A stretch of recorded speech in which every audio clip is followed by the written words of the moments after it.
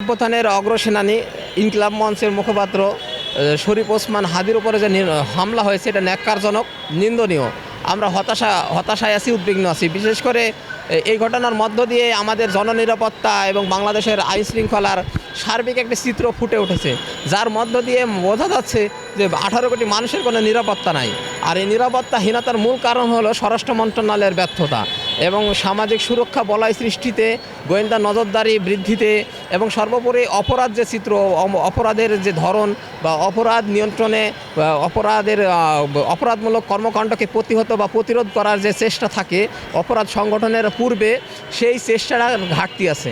অর্থাৎ একটা সন্ত্রাসী গোষ্ঠী বা যারা অপরাধ সংগঠন করে তারা তো হঠাৎ করেই অপরাধটা ঘটায় না, অপরাধ ঘটানোর পূর্বে তাদের একটা প্রস্তুতি থাকে। ঠিক আমরা যেমন পত্রপত্রিকায় দেখি যে ডাকাতির প্রস্তুতিকালে গ্রেপ্তার বা অন্যান্য অপরাধ সংগঠনের সময় গোয়েন্দা নজরদারি থাকলে কিন্তু এটা সম্ভব ছিল। এবং তারপরের অবস্থানে একটা কথা হলো যে অপরাধ সংগঠনের পরে পুলিশ কী ভূমিকা নিল এবং পুলিশের কী সক্ষমতা ছিল বা আন্তরিকতা ছিল, এটা একটা বড় বিষয়।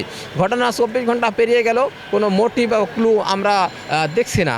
এর মধ্য দিয়ে আমরা একটু হতাশ এবং সেই সাথে আমরা মনে করি যে তিনি ছিলেন একজন সংসদ সদস্য পদপ্রার্থী এবং তফসিলের পরের দিনই তাকে নিয়ে আহত হতে হলো। এর মধ্য দিয়ে আমরা জাতীয় নির্বাচন যে সুষ্ঠু, অবাধ, নিরপেক্ষ, অংশগ্রহণমূলক হবে এবং এই নির্বাচনে যে লেভেল প্লেইং ফিল্ড থাকবে এটা আমরা মনে করছি না এবং মনে করার কোনো কারণও নেই। কারণ ন্যূনতম বিবেক থাকলে বা বুদ্ধি থাকলে বাস্তবতা চিত্র ফুটে উঠেছে, যেখানে এই ইসির নিজস্ব জনবল নেই, নিজস্ব আইন নেই, সম্পূর্ণ নির্বাহী বিভাগের উপরে নির্ভরশীল। অর্থাৎ ইসি শুধু তফসিল ঘোষণা করে এবং নির্বাচনের দিন তারা শুধু টেলিভিশন দেখে আর পত্রিকা পড়ে, আর সমস্ত কর্তৃত্ব নেতৃত্ব চলে যায় আমলাতন্ত্রের হাতে, ডিসিদের হাতে।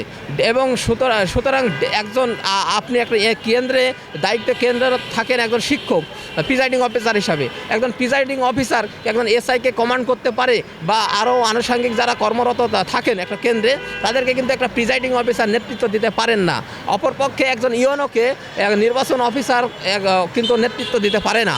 এই যে একটা আন্তঃক্যাডার বৈষম্য আছে এবং সার্বিক চিত্র যে দুর্বল আইন দ্বারা, পুরাতন কাঠামো দ্বারা যেভাবে অতীতে দিনের ভোট রাতে হয়েছিল, সেই একই কাঠামো, একই জনবল বা একই সিস্টেম দিয়ে, একই ব্যবস্থাপনার মধ্য দিয়ে সুষ্ঠু নির্বাচন সম্ভব না। আমরা মনে করি যে নির্বাচন কমিশনকে স্বাধীন হতে হবে, স্বয়ংসম্পূর্ণ হতে হবে।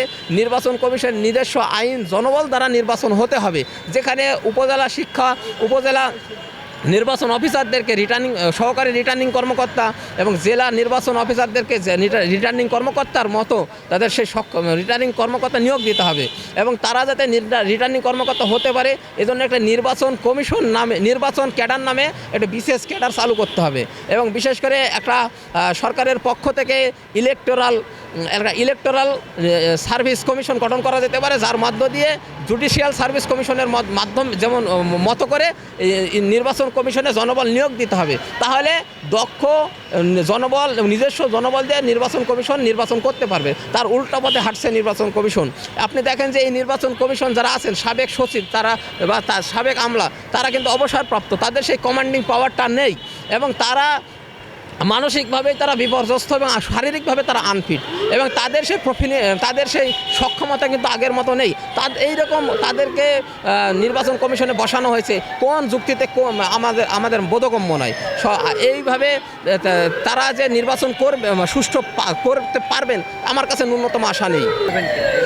আমরা বাংলাদেশের মানুষের আশাকাঙ্ক্ষার আলোকে গণতান্ত্রিক অধিকার আদায়ের আন্দোলনের অংশ হিসাবে এদেশের মানুষকে আমরা সুখী, শান্তি, সমৃদ্ধ বাংলাদেশ উপহার দেওয়ার জন্য আমরা একটি ব্যালট বিপ্লবের জন্য আমরা নির্বাচনে অংশগ্রহণ করব এবং নির্বাচনে অংশগ্রহণের জন্য আমরা প্রস্তুতি নিচ্ছি।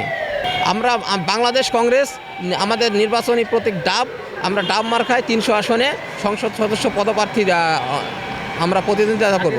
আমাকে সরাসরি হুমকি দেয় নাই বা হুমকির ঘটনা ঘটেনি, তবে একটি বিষয় আপনার স্পষ্ট যে শরীফ ওসমান হাদির ওপরে যে হামলার ঘটনাটি ঘটেছে, এই ঘটনার মধ্য দিয়েই পক্ষান্তরে সারা বাংলাদেশের 18 কোটি মানুষই হুমকিগ্রস্ত, হতাশাগ্রস্ত এবং নিরাপত্তাহীনতায় আছে। আমি সেলিম রেজা বাচ্চু।